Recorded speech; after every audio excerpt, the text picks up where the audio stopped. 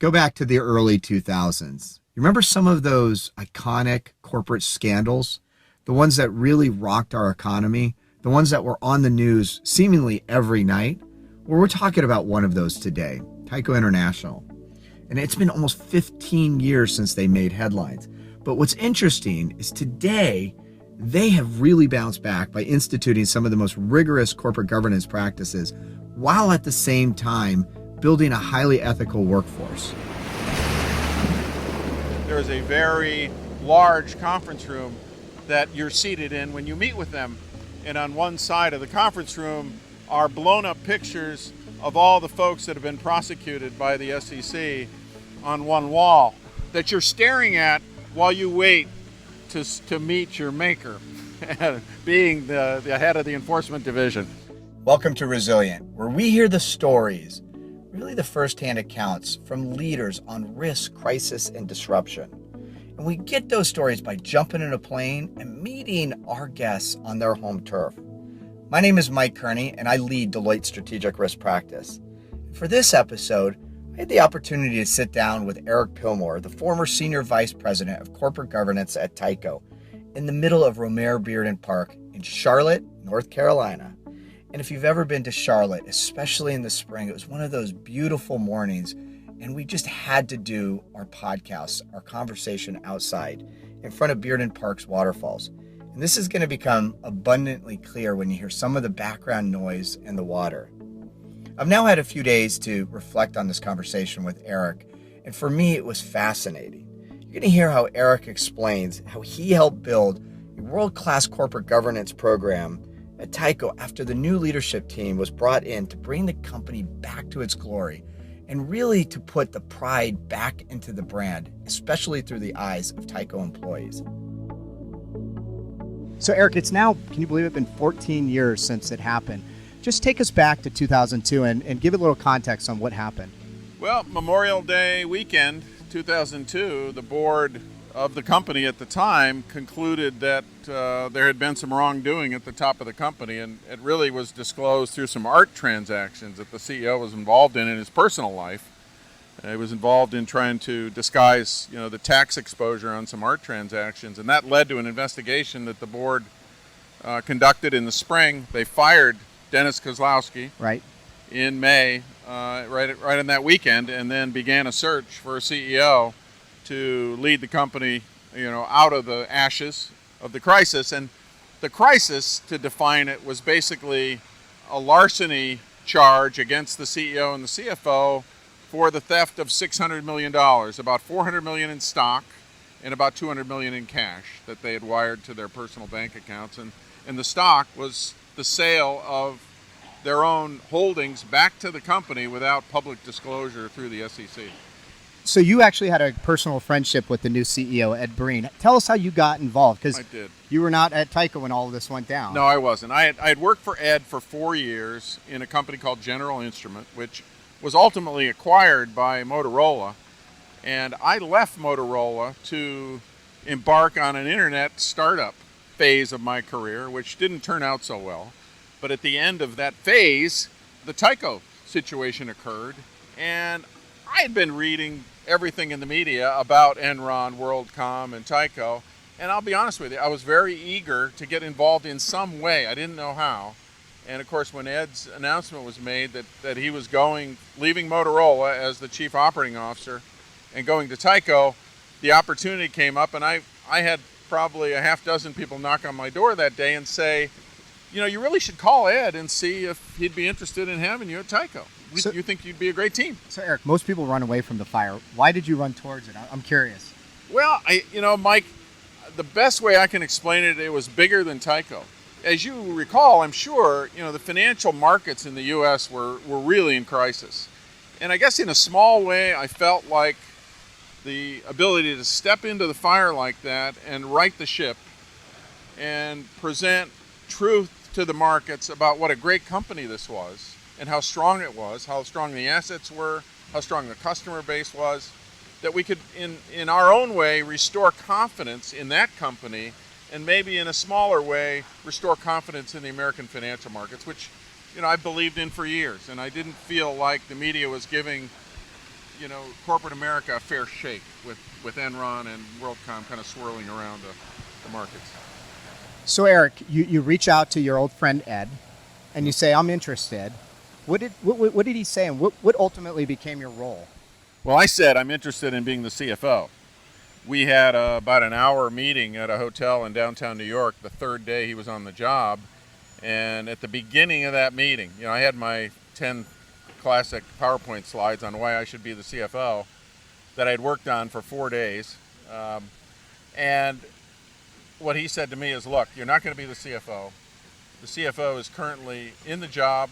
We haven't decided yet what we're going to do with him, but I don't see you filling that role. But at the end of our conversation, which I didn't know was going to be such a short period of time, an hour away, I want you to tell me what job you want. And so what did you say? Well, I said, okay. And I listened for an hour to what he had been through the first 3 days and what he had uncovered. And of course, we're talking August of 2002. Sarbanes-Oxley had just been passed. Companies were beginning to position to react to that. And Tyco was obviously going to have to react to that in the midst of crisis. So I said to him, look, why don't I come in for 3 years and run interference for you as the head of governance? And he said, that sounds like a good deal. He said, well, we're going to announce it tomorrow morning. So he didn't give you a whole lot of time. No. And he said, can you start tomorrow? And I said, no, I can't. I got to resign from my CFO role in this other public company, tell my board I should be ready in a couple of weeks to join you. And that's effectively what happened. And so you're responsible for governance. Can you explain what was like the top 2 or 3 things that you were asked to do? Yeah, for us, I think at the time, the thing that I felt was important, and this really came from Ed, from the board, from the top investors of the company, was just basically listening to what they had to say. And what people wanted is they wanted the company's reputation restored as quickly as possible. So to do that, we had to get the bottom of what happened, what were the root causes that had led to the fraud and the larceny that had occurred, and how do we make sure this doesn't happen again? And that has to do with people changes, leadership changes. It has to do with process that either didn't exist or was flawed, and really training and communication for 240,000 people, mainly though the 400 people in the holding company at headquarters where the fraud had occurred. And so what's interesting is I know that there was a lot of changes both at the board level and management level, but for you personally, what benefits do you think there were for bringing an outsider into this corporate governance position? Well, I think from an outside perspective, it was a fresh change early in Ed's stay. I was effectively his first hire. It spoke to the priority that he placed on the governance, ethics, and compliance side of things in the company. I think it spoke to the public markets how important it was for him to kind of clean the slate and move ahead and be transparent about what was wrong and how we were going to fix things. And I think had it been an insider, there really would have been questions in the board's mind, in the public market's mind, whether that was current debt investors, future debt investors, or future equity investors in the company. What about when you came into Tyco as a newcomer, and this is obviously very public, was there anything that really surprised you, or what's something that you learned coming in that maybe you didn't know before? I guess the thing that surprised me was the conscious effort to influence a group of people, 30 to 40 people at the headquarters, in a way that they would look the other way as the wrongdoing occurred. And it really happened through 6-figure compensation paid out every quarter to those individuals. And I think I was shocked at the amount of money and the frequency with which it was paid. But when you step back and you say, why wasn't there a whistleblower in Tyco? Why was there one in the FBI, the Enron situation, the WorldCom situation? And those 3 ladies we all know were on the cover of Time magazine. There wasn't anybody from Tyco. So let's talk about the actual crisis itself. Was there any insight that you could provide, or is there any insight you could provide on how leadership framed the crisis? Was it all just about moving beyond Dennis and his team, or did you frame it as an opportunity to create a better company long term? Yeah, I think Ed framed it the first week he was in the job, and that was to say, we're going to be transparent about everything we find. And the most visible thing that happened, I think within the first 30 days, we published an 8K that highlighted all the wrongdoing we had uncovered to date.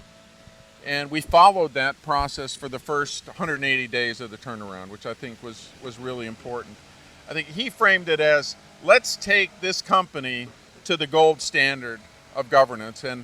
And the way he did that is he was influential in bringing Jack Kroll, who was the former chairman, CEO of DuPont, in as the lead director to kind of take the lead, run the governance committee, and be lead director of the new board, and really set a standard of governance that we would beg, borrow, and steal the best practices from every company around us, but then also become one of those that would be a leader in corporate governance. That was a gold standard. You know what? I love doing these podcasts at this park outside because I think everybody can hear in the background the gentleman blowing all the leaves. So this is fantastic.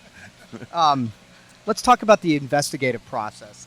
I'm always interested in how you get to truth. Obviously, it probably took some time. It took some digging. But maybe if you could explain the process, that would be great. Yeah, the benefit we had was there was an ongoing investigation already being conducted by the board. They had retained an outside law firm, an independent law firm, to conduct the investigation.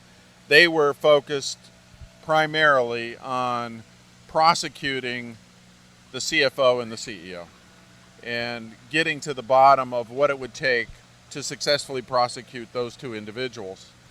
I think for us, from a management standpoint and from a board standpoint, we had to go beyond that. And in some cases, legal advice says, don't dig into root cause. Don't dig into what went wrong and all the evidence that supports that, because that could create liability for the company. And that could result in a higher payout from a shareholder lawsuit standpoint. I'm thankful that Ed and the board gave me the latitude to not go that direction and instead dig in and really get to the bottom, because I think for us it taught us a lot about the culture of the company. It taught us where the core of the wrongdoing had occurred, and it helped us understand where it had not occurred and where we really need to focus our efforts as part of the cultural turnaround, along with all the Sarbanes-Oxley process and procedures and all that. So what do you think drove Ed and Jack to push so hard? That they were open to you digging maybe harder than other organizations or other folks would be comfortable with? I think as I gained credibility in doing the work we were doing, they continued to give me more flexibility to go deeper, with the understanding there was some liability we were going to create. But I think we saw the value of being transparent about that immediately and sharing that with investors and having that actually lift the company out of crisis, rather than not look under every rock and always be in question. Well, what else possibly went wrong and what possibly could go wrong in the future? And Eric, it's interesting because I've read a lot about that, and it seems like Ed developed quite a bit of credibility with external stakeholders as a result of being so open and transparent. Any thoughts on that? Well, it started, it's funny, Mike, you asked that, because it started the very first day he showed up, that Monday in late July. I think it was the 28th, 29th of July of 2002. He had 30 of the top 40 investors at his doorstep. And one of the things I tell folks is, make sure you listen to the people who care most about your company, and those are the people who are betting their life savings on it and other investors' money on it. And those folks had some of the best advice for Ed that, quite frankly, we followed very closely as we looked at the steps we took. They were insistent on a complete change out of the leadership team. They were insistent on a complete change out of the board. And having those edicts and that mantra to kind of carry made it, it wasn't difficult to make those decisions, to make a wholesale change at the board, because investors insisted it happen. It's interesting what you're saying, and I think is maybe a good lesson from all. And when you're in a crisis, listen to your stakeholders. Right. Oh, exactly. Don't shun them. Exactly. Eric, I know there were extensive changes made to the board, both in terms of composition and process. Let's first focus on composition. Can you talk about some of the changes that were made there? Sure. I think it was really important as we thought about the makeup of the board. We had to look at a diverse, background for the mix of board members to address the diversity globally, the diversity of our customer base, the diversity of the industries we were in. So as we went out and recruited the right board members, it was really important we got a diverse mix we could input into the company. Now, we had to do that in phases, which a lot of folks don't understand. And the reason we had to do that is that had we had 100% change at one time, there would have actually been a change of control that would have been declared, and a number of people would have been paid out millions of dollars as a result. So we had to take it in stages, and it actually worked well because we could phase the first kind of group out and phase the first group in, and within about 9 months we had a brand new board.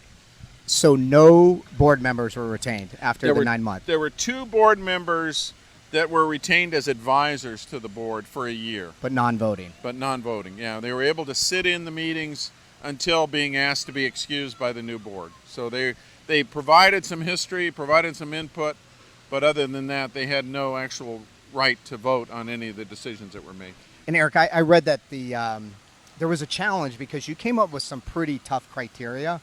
Can you just respond to the challenge of finding the right people based on that criteria? Yeah, I think initially our feeling was this is going to really be tough because of the standard we've set.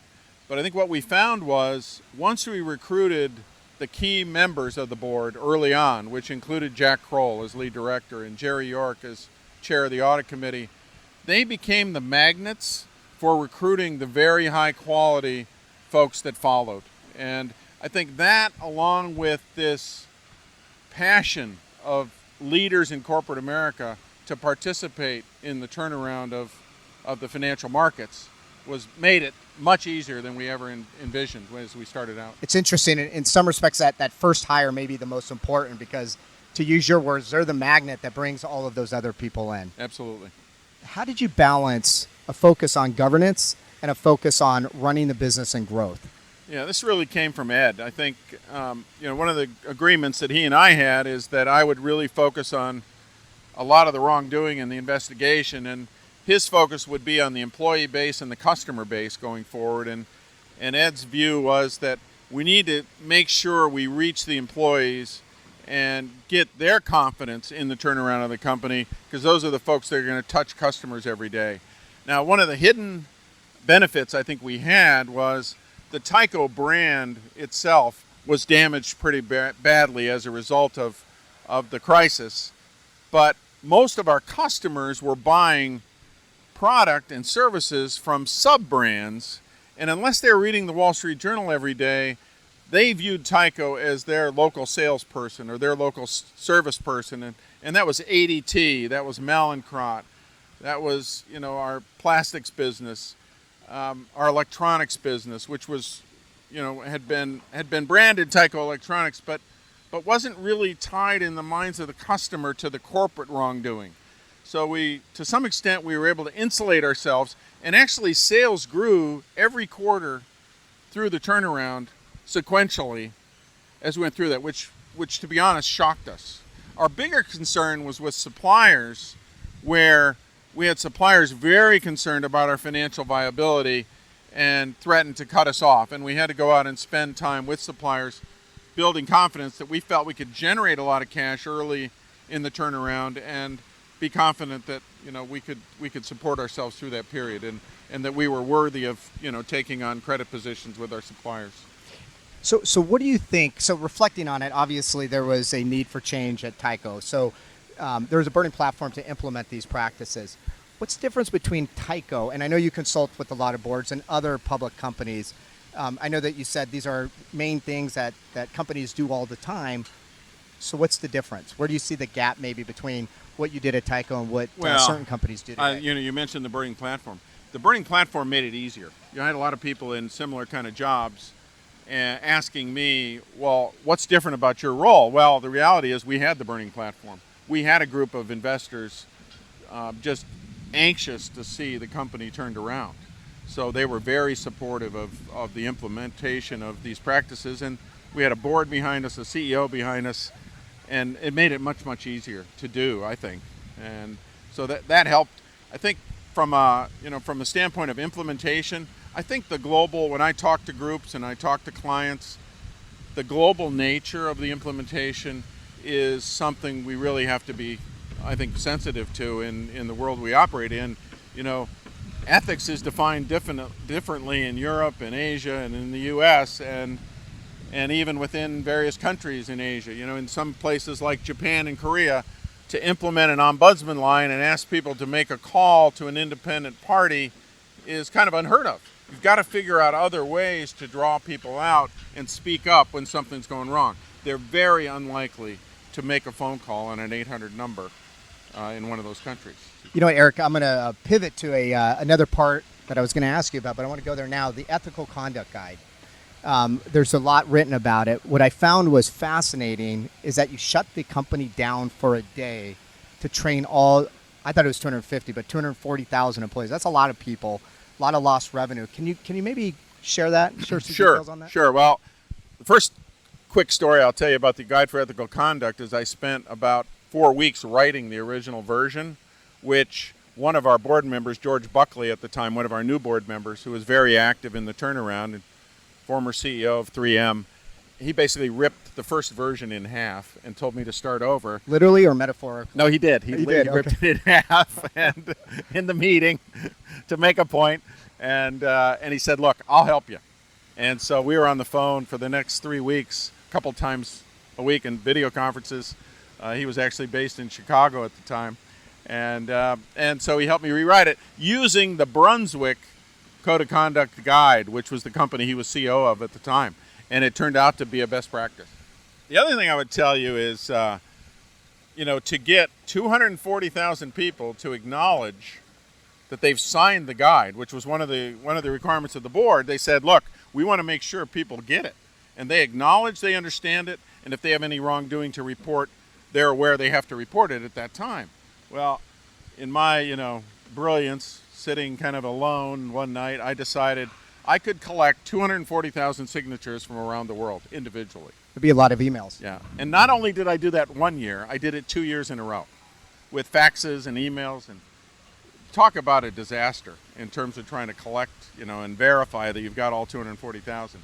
Needless to say, we went to a new process with a system where we actually had the 24,000, which is still a big number, supervisors certify that they had collected signatures on average of 10 employees each, and that they were certifying they collected those certifications and had them on file, and then we just audited those. But simple stuff that you don't think about that could have saved us a lot of heartache. The mechanics of 240,000 people. Yep. Who made the decision, or how was the decision, maybe a better way of saying it, made to shut the company down for a day? I mean, I think when you just think of the size, that's incredible. Great question. Jack Kroll is a former naval officer, Navy nuke actually, and the military, it's pretty traditional, and I speak myself from a military background.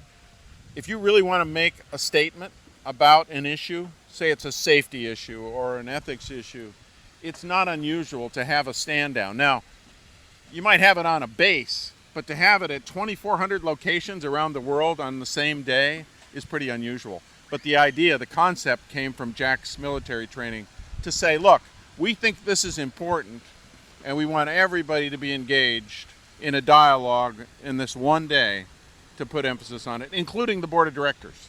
And Eric, I also understand that one of the things that Ed had done is that he was a master kind of storyteller. And he was able to bring to life kind of the stories of employees in the field. Right. Any reflection on that, or? The best story was, the interchange he had, which I think is pretty well known, with a Tyco employee, where the Tyco employee told him, "Look, the day that I can put my Tyco T-shirt back on and go to a soccer game and not feel ashamed as an employee of Tyco is the day you can say you've turned this company around, and not until then." And so that kind of became our mantra almost, that we're not done yet. In fact, I mentioned the 3-year period that I had told Ed I would help him. That turned into 5 because I think it did take longer than we anticipated. And I think if you asked Ed today, he would tell you that the actual turnaround itself probably took 10 years. You know what? I love it because it's a very visual representation. You've won your employees' trust back, and they're prideful of the organization when they put that T-shirt on. How did you win the confidence back of employees beyond what you've talked about, and even investors and even regulators? Yeah. I know that's potentially 3 different questions. You could take Yeah. it whichever Well, way I you think want. the employees, the town halls were really important. Yep. And I think the actual quarterly, we found people were as interested, if not more interested, in the quarterly compliance report that highlighted 4 or 5 cases of wrongdoing and the discipline than they were in the actual financial results of the company. And so that got a lot of press and a lot of reading, and we broke it out by the 5 different divisions of the company. I think from from an investor standpoint, and it was particularly in the short term, it was the future bondholders, the people who were going to buy the fixed income securities. We actually went before them with a very comprehensive governance presentation to talk about what we had found, the processes we had implemented, and how we were going to monitor those processes to ensure there wasn't going to be future wrongdoing, or if there was, they would hear about it in a transparent way. That was really important from a governance standpoint. I think the leadership change out, the complete revamp at the headquarters of the headquarters team, and the scrutiny we put on the leadership at each of the 5 divisions to make sure there wasn't wrongdoing there. We did have to make leadership changes at one of the 5 divisions. I think investors and employees reacted very favorably to those changes. And I think from a regulator standpoint, we had some very early meetings with the SEC, which to me are very interesting. For those folks in your audience that have been down to the SEC, there is a very large conference room that you're seated in when you meet with them. And on one side of the conference room are blown up pictures of all the folks that have been prosecuted by the SEC on one wall that you're staring at while you wait to meet your maker, being the head of the enforcement division. And they typically leave you sitting there for, I think, 45 minutes to an hour on average. At least that was our situation. That's a little intimidating. So you're sitting there looking at these folks and knowing best to be transparent and truthful in whatever you're going to tell them. But obviously that was the stance we took, and we didn't know everything that they wanted us to know at the time. They were anxious for us to find out more sooner, but as we found it out, we disclosed it, and we paid some penalties for the wrongdoing of the prior management. But I think all in all, it was a very fair settlement with the SEC. And Eric, now that you've had a chance, many, many years to reflect on this, did any good come out of this for Tyco? Oh, I think if investors held on to their investment, obviously, we cared a lot about people's investment. We returned to them their original investment, even at the peak of the company, and a very nice return after that. We restored the jobs of 240,000 people, which I think was huge. That was very high on Ed's list. And we created basically what's now 8 or 9 different companies, public companies, all thriving in their own industries. And we felt, at about the 5-year mark, it was important to kind of give them the opportunity to be in a niche by themselves rather than in a conglomerate. And that just happened to be kind of the sign of the times, I think. And our board also felt that individual boards of each of those 7 companies originally, which I think are 9 now, to really put the proper focus, the board needed to be focused on those industries, particularly given where the companies were in their life stage. I want to go to some questions on kind of personal reflection. And I guess now that you've had a chance again to think about it, is there anything that is part of the process you may have done differently in your role? For sure. Yeah, I think a couple of things, Mike. I think, number one, with the global breadth of the company, I would have much earlier on anointed some governance ethics champions around the world that knew the culture locally, that had built credibility already within their businesses, and could help us implement things a lot faster, like the Guide for Ethical Conduct, and build a team there. That I was reluctant to do that, and clearly that's something I should have done in the very early stages. I think the other thing that would have helped is engaging operating management in the divisions. I engaged operating management at the top of those divisions, but I didn't spend the time in the field globally, on the ground in Asia and in Europe, really engaging those folks and getting their buy-in. I think, and as a result, I think in the early days, some of these things were viewed as edicts coming down, and they didn't move as fast as they would. We eventually got the buy-in, but it would have come much faster had we done that. Do you have maybe 2 to 3 recommendations that you would tell folks that are listening around how you prevent maybe a crisis like this, or risk management practices that can be put into place?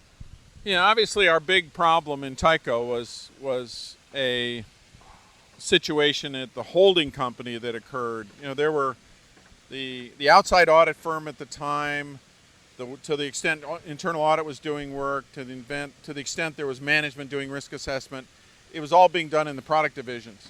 The CEO had basically said to internal audit, you don't need to audit the holding company, I have control of that, quote unquote, and internal audit probably could have looked into that statement a little bit deeper.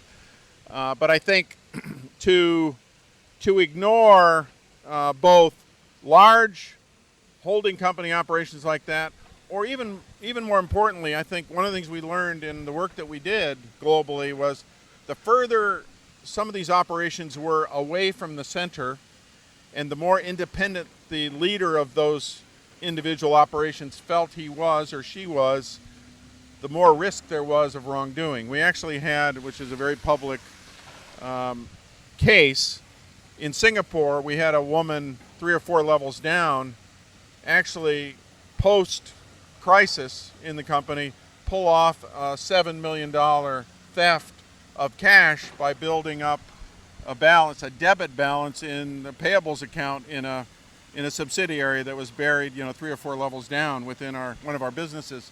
And fortunately, we had a very persistent internal auditor who was part of that new 150 group who refused to say, to allow her to say, you can't see all my account recs.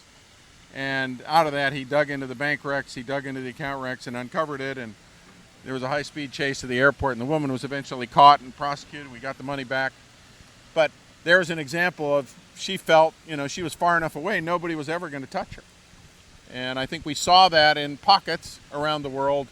So I would highlight that and basically say to, one of the things we did through one of the tools we developed was train up field leadership, people that were in key VP jobs around the world, of how to risk assess their international operations. And we did that through what we called a passport to ethical leadership, which was in the middle of the document was about 6 or 8 ways that fraud can occur in the top 6 or 7 areas of risk. And we laid all that out for folks and then trained the 25,000 leaders around the world on it. Now that you've once again had time to think about this, what advice would you have for executive teams and boards based on your experience at Tyco? Well, I think from a crisis standpoint, obviously it's be transparent, get to the bottom of the facts, leave no stone unturned. I think human nature tells us don't look there, but I think, to be honest, over time, those things are going to come out. Get to the bottom of them as quickly as possible. We had one example where we uncovered a very significant multi-billion-dollar write-off right before it was time for Ed to make his initial kind of engagement with Wall Street in the spring of '03. And it wasn't the news we wanted to roll out, but we rolled it out that day and the stock price actually went up. So that tells you what investors are thirsting for in a turnaround.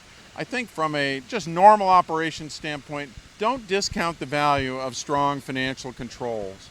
Don't discount the value of people in the finance organization and even people in the operations side of things who have a strong bent for financial controls. Now, growing the business obviously very important, but to have that balance on the control side and really have people thinking about what could happen is really critical if you're going to ever prevent things from happening. You have to have that kind of jaundiced eye towards potential wrongdoing. I think it's important. So you joined this in 2002.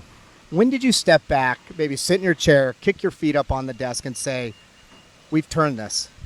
It goes back to, the constituencies that we were meeting with from the beginning. We met with employees.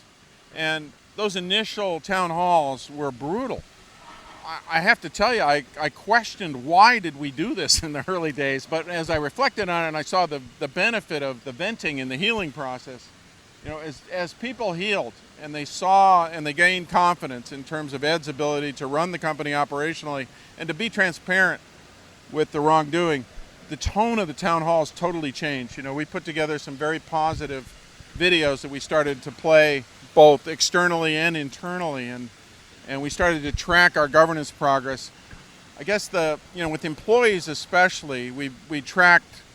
There's a company called Governance Metrics, which measures, the health of governance of the top. At the time, it was 3,500 companies, and we were in the bottom 1% of those companies when we were in the depths of darkness in 2002. By 2005, we were in the top 1%. And I showed that chart at the town halls along the way. Well, at one town hall in 2005, I got a standing ovation from the employees. And I basically put it back at them and I said, guys, you did this. This is your doing. And this is why the company is regarded the way it is today as one of the top companies from a governance standpoint. And I think likewise with investors, when they started asking us to cut back our governance spending, they started questioning how much we'd invested in that and how many headcount do you have on that. And fortunately, we had been fairly lean in terms of what we did. But when they started asking that, we kind of knew things were in pretty good shape. You know what, Eric, I could walk in your shoes for a minute and just realize how great it must have been to you personally, knowing that you had gone on this journey for 3 years, I guess, at that point in time, and how satisfying it must have been getting that standing ovation. It was great. What an incredible story. Great feeling for the team. It's interesting when I reflect on Tyco. I've learned a lot more about it today, a lot more in my prep.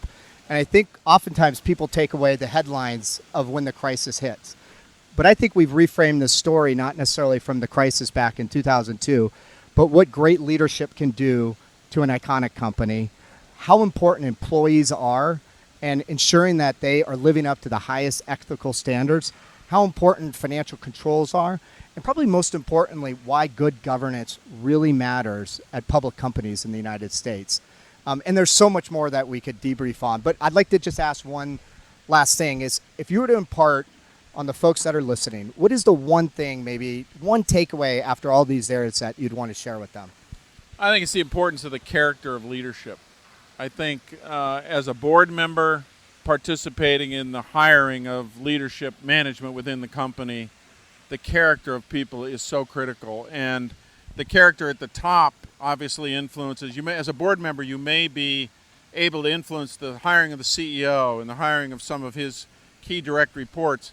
But every one of those steps you take to bring in leadership, if you're not carefully examining the true character of those folks and how they're going to operate under pressure and really getting at good ways to evaluate that, you really put yourself out at risk. And likewise, I think if it's junior people that are interviewing with a company, you want to look at the character of the leader you're interviewing with. If it's middle management where you're hiring employees from off the college campus, that character is so important. And companies that have been around a long time, like Deloitte, like GE, it's been a mantra for those companies for a long time, and they don't compromise it. And I think that leads to the sustainability of those companies long term. What a great way to end it. Character matters. Thank you, Eric. Thank you for listening to Resilient, a Deloitte podcast produced by Rivet Radio. You can hear us by going to Deloitte.com or visiting your favorite podcatcher, keyword resilient. And please share your thoughts and comments with me on LinkedIn. You can reach me at Michael Kearney, last name spelled Kearney. And remember, leaders who embrace risk, improve performance, and are more prepared to lead confidently in the volatile world we live in.